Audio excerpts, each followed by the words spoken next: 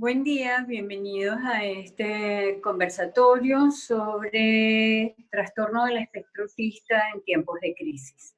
Yo soy la doctora Ruth Maigualida Castro, coordinador médico del Instituto Venezolano para el Desarrollo Integral del Niño, INVEDIN, y me acompaña hoy Lilian Quevedo, coordinadora del área de intervención temprana en INVEDIN. Soy psicólogo clínico, especialista en el área de intervención temprana.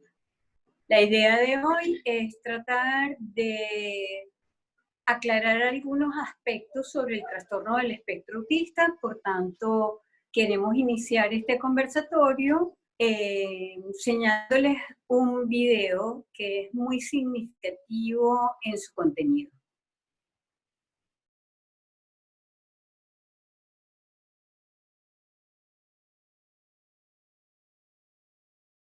Esta es la historia de Valentina.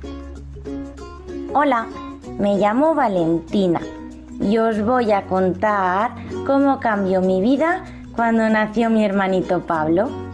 Mamá y papá ya sabían que no me gustaba ir al parque, que prefería quedarme en casa jugando con mis trenecitos. Cuando íbamos al parque, todo hacía mucho ruido. Los niños no paraban de chillar y algunos querían coger mis trenes y eso no me gustaba. Cuando nació mi hermanito Pablo, solo hacía que llorar y llorar, siempre llorando. Cada vez que lloraba, yo me iba corriendo a mi habitación y me tapaba las orejas con los cojines.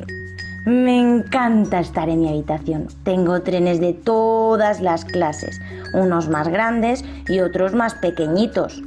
Tengo rojo, azul, verde y hasta uno de madera. ¡Me encantan! Cuando venían mis abuelitos o los amigos de mamá y papá, decían que lo que yo tenía era celos de Pablo, y eso no era verdad. Pero como no sabían lo que me pasaba, los días iban pasando y pasando y mi hermanito empezaba a hacerse mayor. Ahora ya no solo lloraba, también hacía ruidos con la boca mientras comía, daba palmadas y hasta golpes con los pies. Ruido, ruido, más ruido. Todo eso me ponía muy nerviosa. Mamá y papá empezaron a preocuparse mucho. Pero cuando de verdad se asustaron fue cuando hablaron con la maestra. Les contó que en la escuela nunca hacía caso. Bueno, solo cuando pasábamos lista, pero porque teníamos que pegar nuestra foto en un tren gigante. Les dijo que nunca jugaba con nadie, pero es que yo solo quiero jugar con mis trenes. La maestra les dijo que tenían que llevarme a conocer a María. Cuando la conocí, no me gustó nada. El primer día cuando llegué, me preguntó mi nombre y como no le contestaba, me dijo ¿que no hay nadie en la clase? Pues claro que había alguien, estábamos ella y yo. Después dijo que le había contado un pajarito que me llamaba Valentina. ¿Creéis de verdad que los pajaritos hablan? La verdad es que al principio era muy rara, pero después ya no. María entendía cómo me sentía cuando estaba con mucha gente y me regaló unos cascos de un tren chulísimos.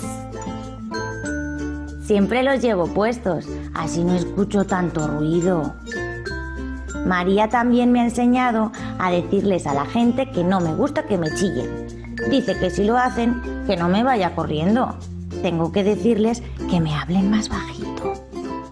Ahora ya dejo que los demás niños jueguen con mis trenes y les gustan mucho. También les cuento cosas de ellos, como que están compuestos por vagones, que se trasladan por unas vías. Todos me miran alucinados. Ellos también me dejan jugar con sus juguetes y también me gustan. Ahora las paredes de mi casa están llenas de dibujos. Mamá a veces me explica cosas muy difíciles, pero me enseña un dibujo y me queda mucho más claro.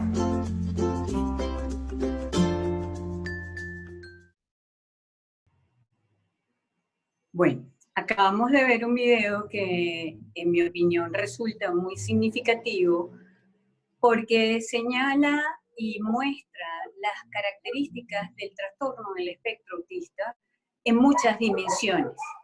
Señala que el trastorno del espectro autista se refiere a una condición que es de nacimiento y que se refleja en dificultades para la sociocomunicación.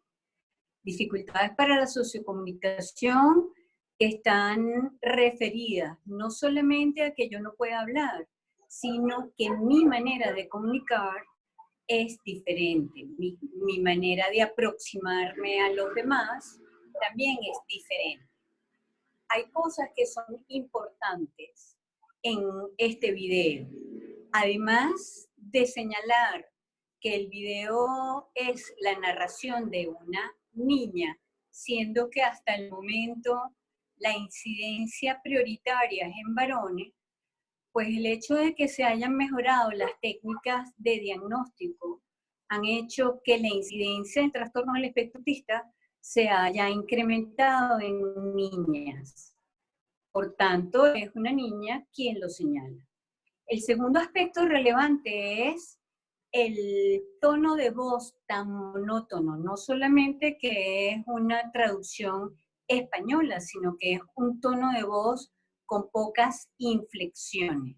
Señala igualmente la presencia de intereses restringidos, la poca capacidad o deseo de socializar, la hipersensibilidad sensorial, que en este caso se hace muy notoria en los ruidos, pero que es un síntoma de las fallas de integración sensorial usuales en el niño con el trastorno del espectro autista y que generalmente en unos, porque no en todos, altera el ciclo vital de sueño, altera el ciclo vital de alimentación.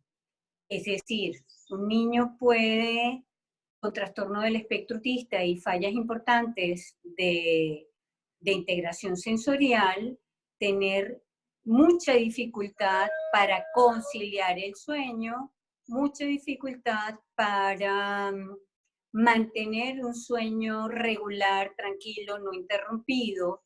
Generalmente les cuesta mucho dormir temprano y descansar. Igualmente se relaciona esto con fallas para la alimentación. Hay niños que son muy selectivos a texturas o alimentos y por eso rechazan ciertas comidas. Sin embargo, hay otros niños con el mismo trastorno que pueden comer cualquier tipo de alimento y no tienen ningún problema con eso. Igualmente habla de las fallas para la motricidad. Es decir, el niño que tiene un trastorno del espectro autista y una falla de integración sensorial, generalmente tiene fallas de integración motora, terminan siendo torpes, pueden ser muy intranquilos o pueden ser muy aislados, se les dificulta mucho integrarse a las normas, a las pautas, seguir instrucciones, poder adaptarse bien a la escolaridad, que es otra de las cosas que menciona. Igualmente el video menciona la dificultad que tienen para manejar emociones, la ira ante los eventos que le molestan, el hacer mutismo selectivo cuando conocen nuevas personas, el ser literales cuando otras personas lo hablan. También señala el hecho de que puedo ser un niño que tengo mis propios intereses, pero no estoy interesada todo el tiempo en compartir con otros. De hecho, lo evito. O puedo compartir con otros siempre y cuando sigan mis pautas. Otro aspecto que haya señalado allí que ahorita no recuerdo. ¡Ay, sí! Algo muy importante. Ella comenta que sus papás creían que la conducta de ella se debía al nacimiento de su hermanito. Eso es otro aspecto fundamental. La negación de que mi niño tiene una condición que representa una alteración de las funciones de mi sistema nervioso central. Es decir, la mayor parte de las personas considerarían que las conductas inadecuadas de sus hijos se deben o a que es muy consentido, o a que no le ponen límite, o a que la abuela le permite muchas cosas, o a que no hay acuerdos en los patrones de crianza. Eso hace que la atención de este niño que tiene una condición de nacimiento resulte atendida en momentos que son más tardíos de lo que se esperaría. ¿Por qué? Porque solamente es atendido cuando empiezan a generar dificultades a nivel escolar, cuando las exigencias sociales se hacen muy imperativas y el niño no logra adaptarse a ellas. Nosotros tenemos aquí una gama de sonidos naturales importantes, pero espero que ustedes vayan comprendiendo lo que queremos decir. Nosotros habíamos hecho esta promoción del webinar y habíamos pedido que ustedes pasaran una cantidad de preguntas. Estas preguntas hemos sacado aparte para poderlas contestar. La licenciada Lilian Quevedo va a ir leyendo cada una de estas preguntas y entre ambas vamos a ir contestando. Y posteriormente, si hay algún aspecto que vayamos a tratar, pues bueno, se lo vamos a hacer saber. Lilian. Es así. Lo importante es, y como estamos planteando, conversar acerca del autismo, pues el planteamiento de conocer, de saber qué significa, de saber cuáles son sus características, pues es lo primordial, ¿ok? Sabiendo que es un espectro en principio, sabiendo que es una es como una diversidad enorme de características que pueden encontrar entre un niño y otro, pues lo ideal es que podamos ir cubriendo cada una de las dudas en lo mejor posible, ¿ok?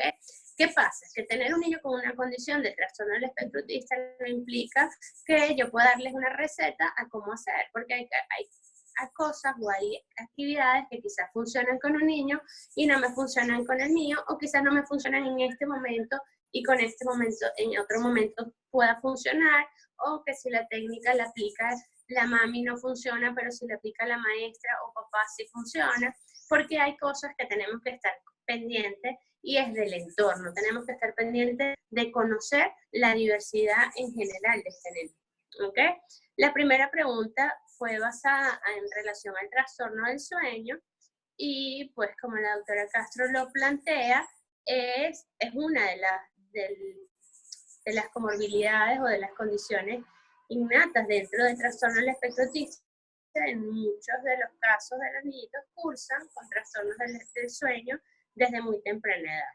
¿Qué pasa? Que teniendo un bebé, por ejemplo, hablando de bebés de meses, sin tener el diagnóstico, cursando con trastorno del sueño, se crean ya hábitos inadecuados de la crianza en relación a esos sueños, o patrones de sueños que vamos amoldando, tratando de cubrir esta dificultad. Entonces, si nosotros tenemos que determinar primero cuáles son esos hábitos o esos criterios a nivel familiares que podamos estar dando pie a que eso pues se mantenga en el día, o se mantenga en el tiempo, perdón, tenemos que cubrir un poco con este aspecto, ¿ok?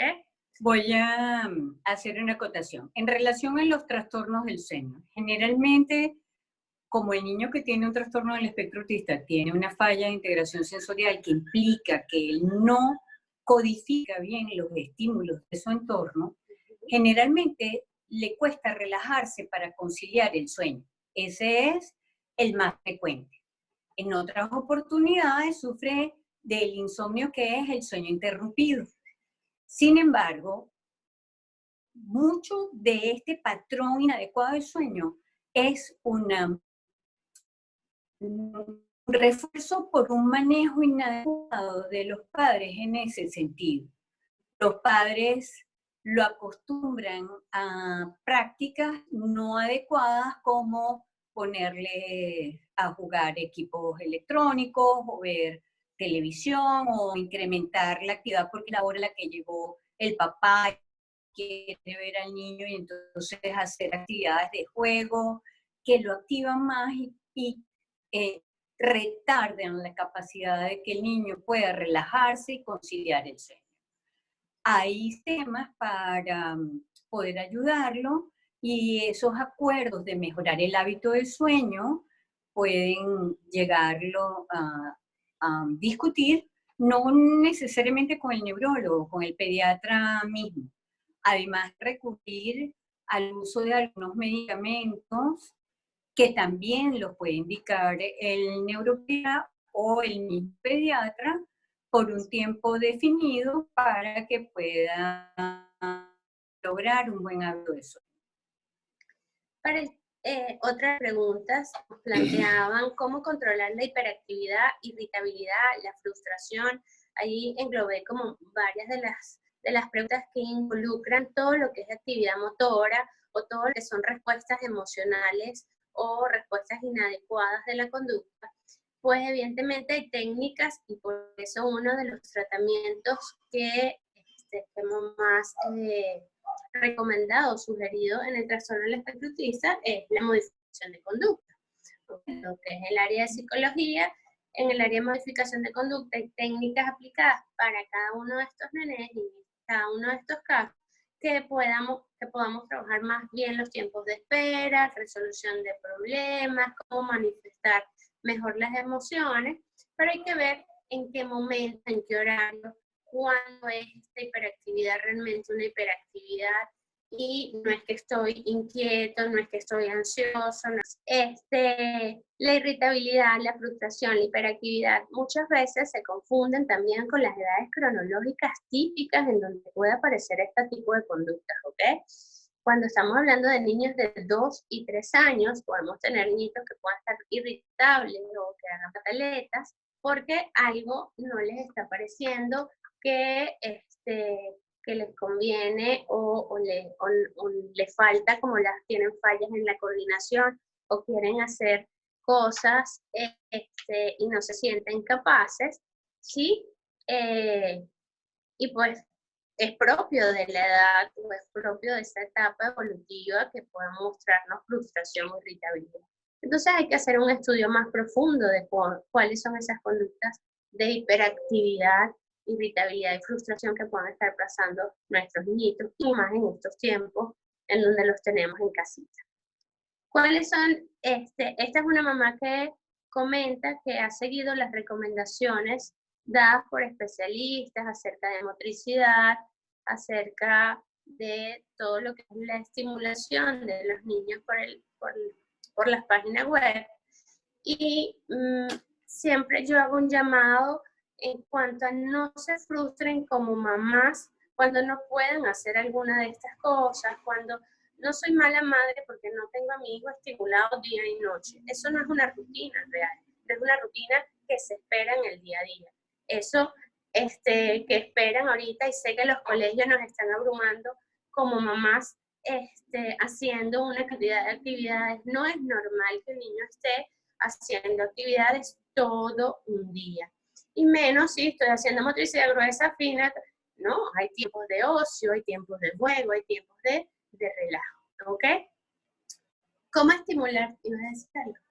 Sí, en relación a seguir todas las pautas de un terapeuta a través de, o de uno o de muchos, a través de las distintas redes sociales. Cada niño es un individuo y ese individuo es único. Y en el trastorno del espectro autista, que se llama espectro por la diversidad de características sociocomunicativas y de la conducta que pueden presentar, no podemos tener la receta adecuada. Por eso es que gran parte del tiempo nosotros hacemos planes individualizados de acuerdo a las necesidades de cada niño y de cuáles son las fortalezas y debilidades que tenga. tiene que recordar que no seguir la receta de cocina no es algo que está equivocado. Unas cosas funcionan para algunos niños y otras pues no lo funcionan tanto. Miren, el trastorno del espectro autista, teniendo una base genética, lo que hay que comprender es que el cerebro se comunica diferente. Entonces, este niño al que se le diagnostica trastorno del espectro autista no va a manejar la información de la misma manera que el promedio del común de los niños de su edad. Me refiero, el lactante C tiene una capacidad para percibir estímulos de una manera que va madurando en el transcurso del tiempo. El niño del trastorno del espectro autista también tiene esa capacidad, pero las vías de comunicación en él, dentro de su cerebro, son diferentes, entonces no integra de manera adecuada. Y es por eso que vemos todas las dificultades.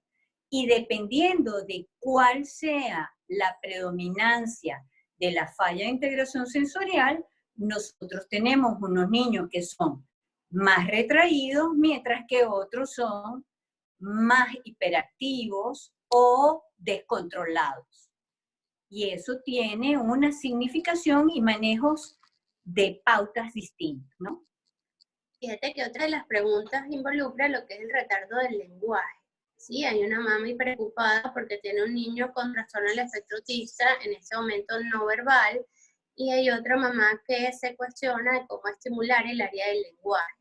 El área del lenguaje o el área de comunicación, en esencial lo que a mí me preocupa o lo que nos compete estimular es el área de comunicación. Yo teniendo intenciones de comunicación, voy a lograr desarrollar un lenguaje.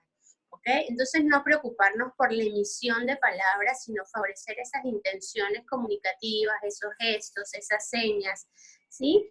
Teniendo o nutriendo también todo lo que es el lenguaje comprensivo, aunado, leyendo los cuentos, pidiendo o haciendo las instrucciones mucho más simples. Si tú haces una instrucción muy compleja o con muchas palabras, va a ser mucho más difícil que la logre internalizar como copia a lo que yo puedo utilizar a futuro como un medio de comunicación. Entonces, lo hace frases, pues comunico con él con frases más cortas para que él pueda tener un dominio mayor del lenguaje. ¿Ok? Hay una mami que tiene un niño de 4 años y pregunta, manejo actual de las rutinas, cómo manejo, cómo mantengo las rutinas, y ella que se pone como muy ansiosa plantea, antes al hacer las tareas o cumplir con las actividades que veníamos planteando que le han dado algunos especialistas. Fíjense bien, si ustedes mamás no se sienten preparadas o capaces de cumplir con alguna actividad, no la tienen que hacer. No todos son pedagogos, no todos estudiamos para ser maestras, ¿ok? Y sabemos que hay un currículum que cumplir, pero si nosotras nos sentimos ansiosas, si nosotras nos sentimos malhumoradas, si nosotras nos ponemos ya de una vez predispuestas a que esa actividad no la voy a poder hacer, o que sé que el niño le está costando y me frustro, la emoción de nosotros, y es un ejemplo clave, y lo dan como hasta en las aerolíneas, ¿sí? Cuando en la aerolínea tú vas a arrancar en el avión, lo primero que te dice las aeromosas en el manual, ¿qué te dice? Que tú te pongas el oxígeno primero, y después ayudas al que tienes al lado. Si tú no estás bien, tú no vas a poder estar atendiendo o trabajando con el otro, ¿ok? Entonces tienen que sentirse ustedes emocionalmente tranquilas para poder llevar o seguir una rutina. Entonces tiene que ser una rutina que sea manejable, una rutina que estén cómodos todos, el niño, mamá, papá, todos los que estén coexistiendo en este momento en la casa. Voy a interrumpir. Regreso un momentico a lo que le preocupa a la mamá, que habla de cómo estimular el lenguaje. Cada vez que usted le habla a su hijo con palabras claras, está estimulando el lenguaje. Desde que nace, cuando usted le habla y le habla con palabras claras, está estimulando en el cerebro la capacidad del diccionario fonético de su niño. Que el niño tenga una emergencia más temprana o más tardía de palabras, de la emisión de palabras, no quiere decir que no tenga función comunicativa. Yo tengo un niño que es un lactante, que no emite palabras, pero a través de sus gestos, uno como madre sabe cuando tiene hambre, cuando está molesto, cuando tiene sueño, y ya le interpreta la gestualidad, y eso es una función comunicativa.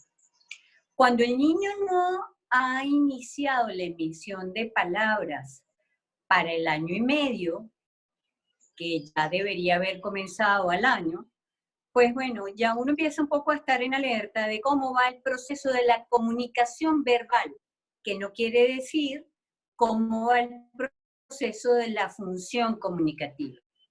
Si el retardo es de la emisión de palabras, pero hay funciones comunicativas que me permiten entender qué es lo que mi hijo quiere, y no solamente que yo lo entienda, sino que todo aquel que está a su alrededor entienda qué es lo que desea, pues obviamente tiene funciones comunicativas. ¿Qué pasa? Que el retardo del lenguaje verbal, si se une a otras características de la conducta, es cuando entonces nosotros tendremos que plantearnos si está dentro del trastorno del espectro autista o de otros trastornos adicionales, porque los trastornos del espectro autista, así como pueden ser comórbidos con otras alteraciones del neurodesarrollo, hay alteraciones del neurodesarrollo que pueden tener alteraciones de la función comunicativa. Pero en este caso, planteándose que la nena tiene una edad ya de preescolar y todavía no tiene lenguaje, todavía incluso no podemos predecir que esta niña va a ser no verbal, ¿sí? Todavía siendo preescolar tenemos que esperar. Hay niños dentro del trastorno del espectro autista que han tenido un habla después de los 6, 7 años. Entonces, no se puede predisponernos o anticiparnos a eso. Hay que seguir estimulando y hay que seguirlo observando, ¿okay? Y reforzar mucho lo que es el patrón de comunicación, que tenga intenciones de comunicación. En el segundo punto, que era el hecho de que los cuidadores, me refiero a los padres, abuelos, los cuidadores en general, se sientan ansiosos, frustrados, tristes, molestos.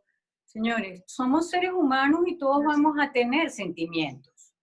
Y tener un niño que tenga algún tipo de dificultad, cualquiera que fuera, desde la más chiquita hasta la más grandota, eso genera una gran cantidad de movilización emocional en cada uno de sus padres, cuidadores, familiares, amigos, porque es lo normal.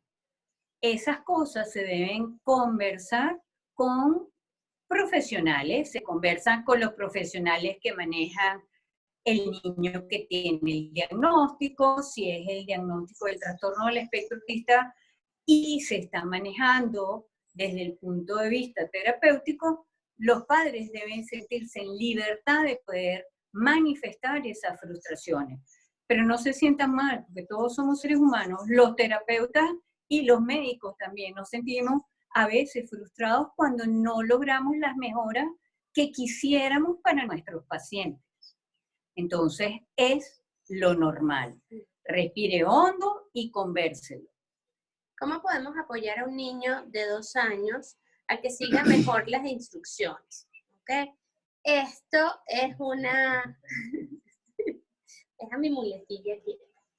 Las instrucciones a los 2 años de edad tienen que ser instrucciones muy sencillas. Las instrucciones a los 2 años son de un solo paso. Si él no está logrando seguir instrucciones sencillas como lleva tus zapatos al mueble, tráeme el vaso que te voy a poner agua, dale el celular a papá, debemos guiarlo de la mano una vez que damos la instrucción verbal. Damos la instrucción verbal, esperamos un momento, si él no logra seguir, hacemos y lo guiamos con su propia manito a que siga la instrucción y lo reforzamos. él paulatinamente va a ir aprendiendo a cómo seguir cada una de esas instrucciones. Siguiente pregunta, procesamiento sensorial en niños con trastorno del espectro autista. Pues esto quedó un poco claro en relación a lo que nos comentaba la doctora Castro en el video de Valentina, donde donde aparece como la falla, una de las más nombradas quizás, de la hipersensibilidad auditiva.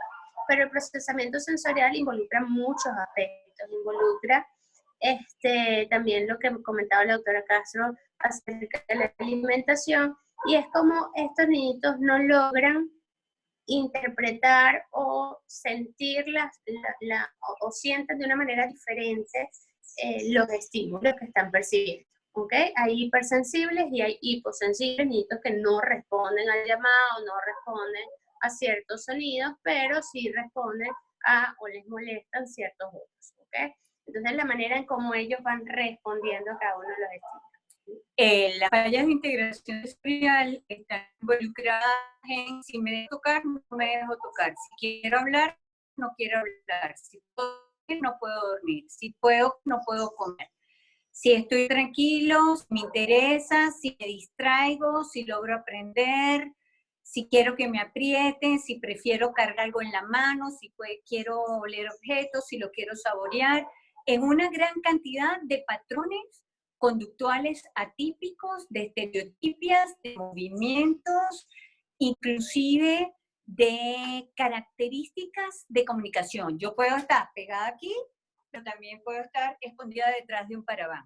Eso tiene que ver con la falla de integración sensorial, que involucra los 5 sentidos, pero también involucra otros sistemas que se integran en el cerebro, que es el sistema vestibular y que es el sistema propioceptivo, que también hace que el niño tenga necesidad de pararse, sentarse, estoy abandonando la tarea de escribir, no quiero leer, evitar actividades que resultan muy rígidas porque yo no tengo conocimiento o no logro integrar en mi cerebro dónde es que pongo la mano, cómo puedo mantener relajado mi músculo para poder escribir con fluidez, etc.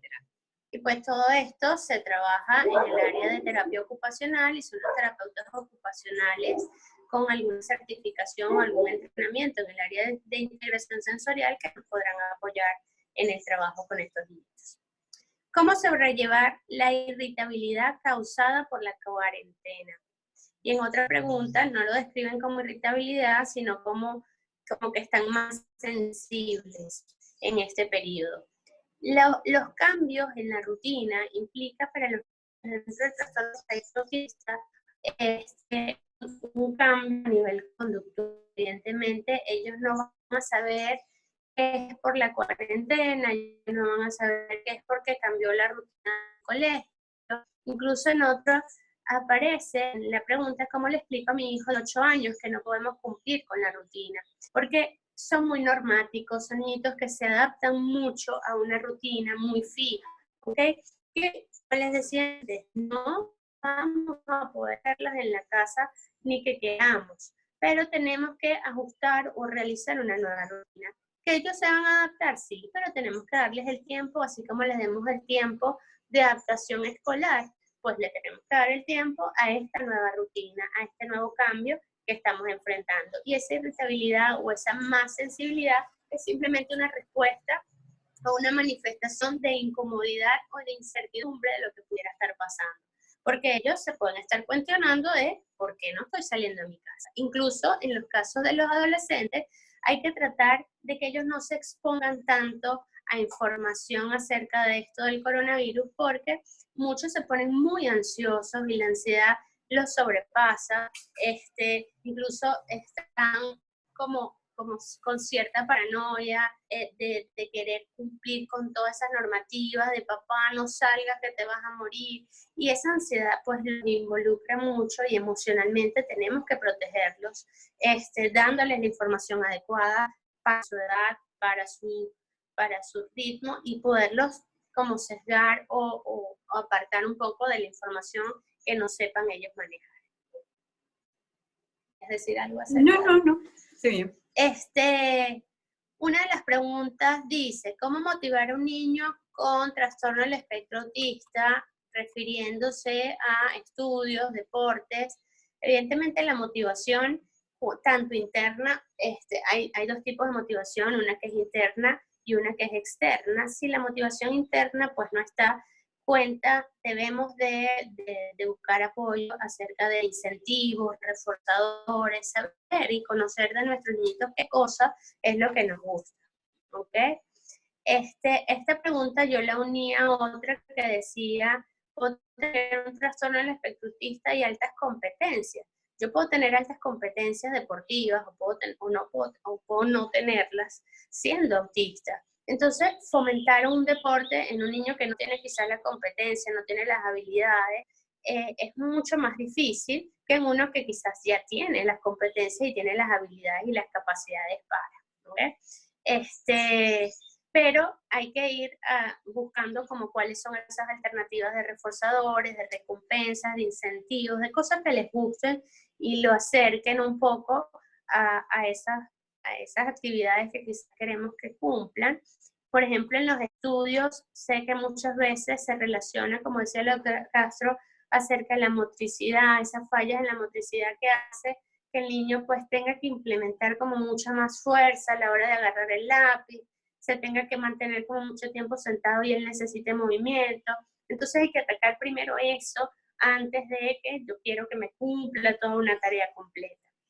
¿Okay? Entonces reforzar como más esas habilidades o esas capacidades antes de tener que como inducirlo a algo que estamos exigiendo nosotros como adultos. Cuando hablan de altas competencias, pues podemos también referirnos a altas capacidades cognitivas, pues también los hay autistas de altas capacidades de muy buen nivel de funcionamiento, que incluso luego pudieran pasar desapercibidos, y es por eso algunos especialistas dicen que se salen del diagnóstico porque pues generan esas técnicas, utilizan esas técnicas y ese entrenamiento para pues cubrir quizás un poco sus déficits, y ellos son los que pudieran luego pasar desapercibidos o cuestionarse el diagnóstico del autismo. Voy a hacer una acotación. Cuando yo tengo un niño, no importa cuál sea la condición, yo voy a tener unas debilidades y unas fortalezas. Yo voy a tener un nivel cognitivo que me permite con mayor facilidad o más lentamente adquirir aprendizajes. Los trastornos del espectro autista son niños que pueden tener niveles de inteligencia regular, niveles de inteligencia superior, niveles de inteligencia inferior. Dependiendo de esto, es que yo puedo estar o no en un mejor desempeño en las distintas actividades que se me ubiquen. Estar en un colegio grande, mientras yo tenga los apoyos adicionales, tanto familiares como terapéuticos, no tiene ningún problema si yo no tengo una discapacidad adicional. Si yo tengo un nivel cognitivo bajo en un colegio grande, pero ese colegio grande tiene poco nivel a nivel académico, pues a lo mejor también pasó desapercibido. ¿Qué llama un papá altas competencias? Todo niño es evaluable poder descifrar cuáles son las áreas en las que le puede ir mejor. Y mi recomendación es que los padres tienen que tener conciencia de eso y buscar el apoyo necesario para poder orientar mejor a sus hijos. Es así, la doctora Castro hacía referencia a la siguiente pregunta en relación a cuánto tiempo lo mantengo en un colegio grande teniendo el trastorno del espectro autista. Pues eso dependerá de cómo él esté cubriendo o cumpliendo con todas las asignaciones que se estén demandando en ese colegio.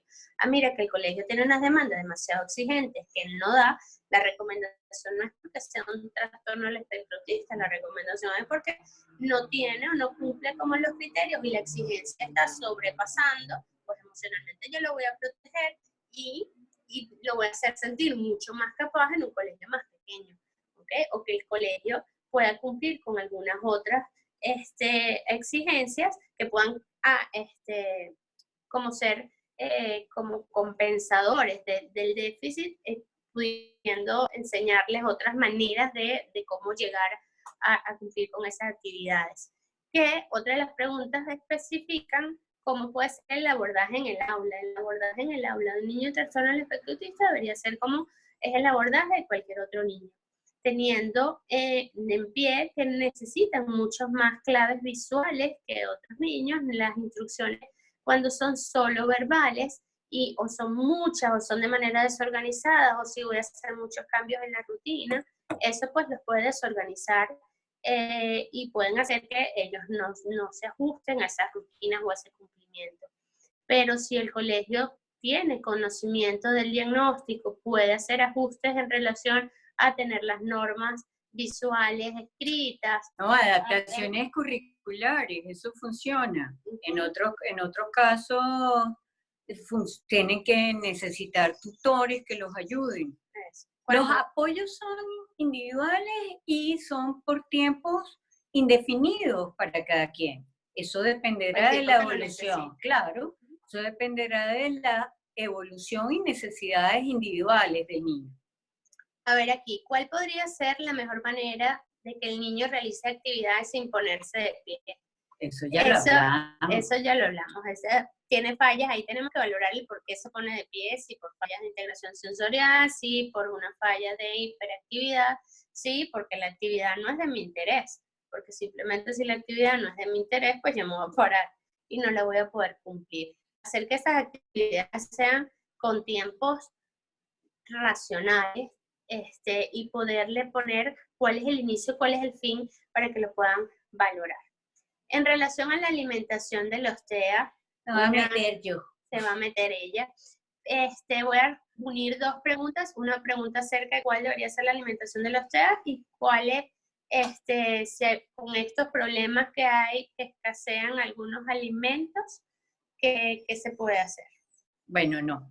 Yo voy a aprovechar esto de la alimentación para unir tres tipos de preguntas. Una, todos aquellos que hablan de dietas para los niños con trastorno del espectro autista, otros que hablan de terapias alternativas para el manejo del trastorno como una solución de la condición. Mire, el niño con el trastorno del espectro autista que ha sido diagnosticado en temprana edad y ha recibido los apoyos terapéuticos y los padres las orientaciones necesarias, pues bueno, si no tiene otras condiciones adicionales, evoluciona de una manera tan positiva que generalmente pudiera, si están de buen nivel de funcionamiento, pasar totalmente desapercibido al ojo que no está entrenado. La otra cosa, nosotros somos un equipo que nos basamos sobre las conclusiones y criterios que nacen o que se concluyen de la medicina basada en evidencia.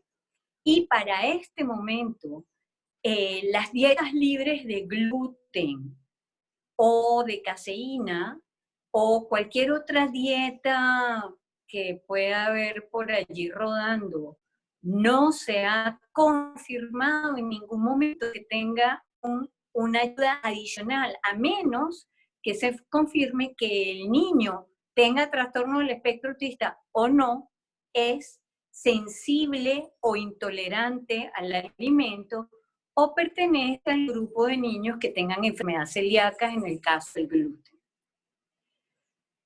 Esto en relación a las dietas. ¿Cómo hacer para que el niño coma mejor si es un niño hiperselectivo y solamente le gusta crunchy o solamente le gusta aguado?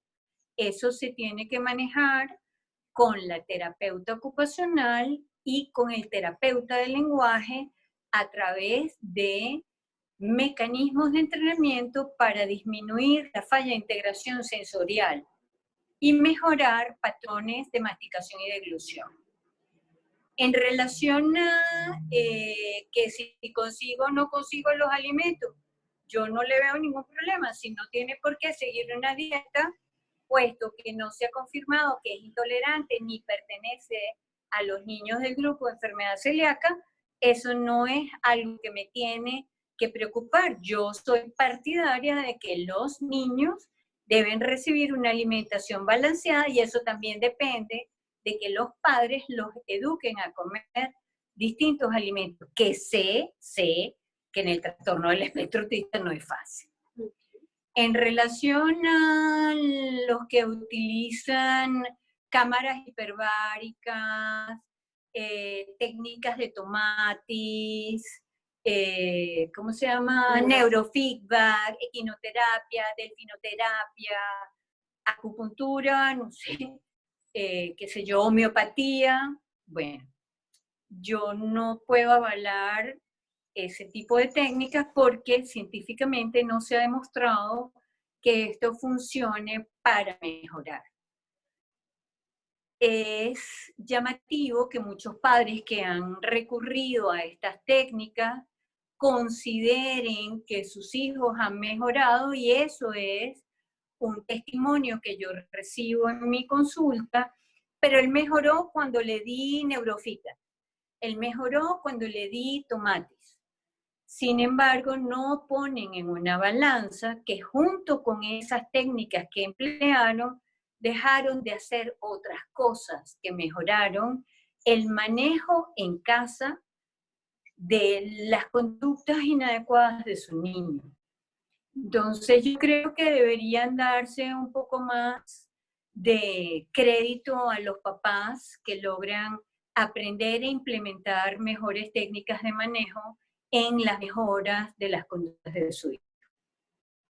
Por último, tenemos una pregunta de alguien que formula, ¿debe saber el niño que está dentro del espectro autista por qué y cómo se lo decimos?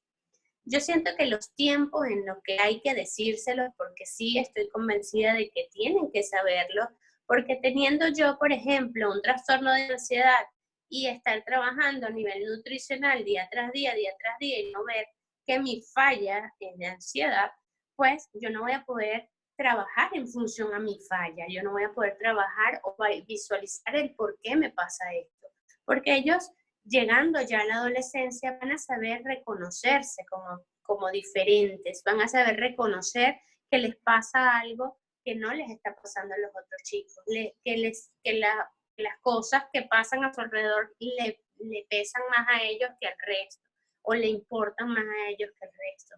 Entonces, yo creo que llega una edad, incluso antes de esa adolescencia, donde ellos ya empiecen a manifestar qué es lo que pudiera estar pasándoles diferente y cuando ellos empiecen a tener esas dudas, pues abordarlas. ¿Cómo la abordamos? Pues con algún apoyo a nivel terapéutico que los acompañe en una terapia familiar, quizás en una terapia psicológica, que puedan estar en el grupo familiar incluidos, donde le demos muestra de cuáles son esas características, pero en el momento que el niño pregunte, en el momento que el niño tenga la iniciativa de decir, mamá, ¿por qué yo estoy yendo a estas terapias? ¿Qué me está pasando? ¿Por qué a mí me pone bravo esto y no le pone al resto? ¿Por qué yo no me puedo controlar? Eso lo tenemos que ir explicando y ellos lo van a saber reconocer. Incluso eso al tener como el diagnóstico ya se sienten como más aliviados porque se sienten comprendidos. Yo pienso que a partir de la escolaridad es que el niño empieza a hacer cierta introspección de sus propias diferencias con sus compañeros. Hay unos que les llama la atención más tempranamente que a otros, pero en la adolescencia y en la pubertad, la mayoría ya tiene muchísimas curiosidades sobre sus propias diferencias y sus propias indiferencias y apegos a otros intereses. Entonces, sí es relevante que el niño sea informado de cómo se llama su condición, porque además tendríamos que hablar de que si esto es una condición de base genética, pues es mejor que sepa usted qué es lo que usted puede encontrarse en un futuro, ¿no? Y también es necesario que lo manejen los padres a nivel terapéutico. Por eso una de las terapias que nosotros sugerimos no es solamente el grupo de terapia ocupacional, lenguaje, psicopedagogía, sino el de terapia de familia. Es para nosotros fundamental que la familia esté educada y en conocimiento, que se sienta apoyada, de que la condición que tiene su hijo no es sino digamos, un escollo en el camino que se puede llevar con éxito. Es así. Entonces, pues nada, los que mejor van a hacer que esto sea una inclusión real son los padres, los maestros, los terapeutas, los que estamos en contacto con personas con trastorno del espectro autista, pues somos los que tenemos de la mano que esta inclusión se dé, de que no sean vistos o sesgados y que pues podamos cubrir como lo más posible todas las dudas.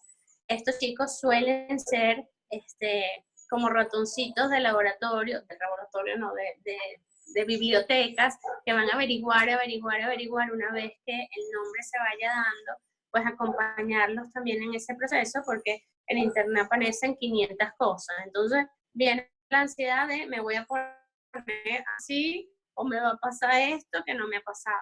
Y eso no es, ¿ok? No es un trastorno degenerativo, no es un trastorno que dejas de hacer cosas, ni que tiene involuciones después de un tiempo. La única involución que se plantea es después de los 18 meses en relación al lenguaje, y no se dan todos los chicos, ¿ok?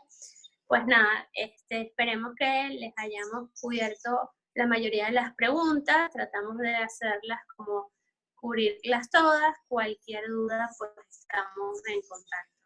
Y nos siguen por nuestras redes sociales, @embedin, en Twitter, en Instagram y en Facebook. Y cualquier pregunta nos las mandan por nuestros correos institucionales que aparecen en las redes, ¿sí? Chévere. Chao. Hasta luego.